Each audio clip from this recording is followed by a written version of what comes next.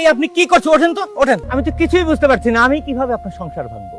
Sir আপনার দেখেই মনে হয়েছে এই কাজ আপনি করতে পারবেন না স্যার। আপনার একটা কথা কই স্যার, বলেন। আইনের কাজ কি সমস্যা বাড়ানো না সমস্যার সমাধান করা?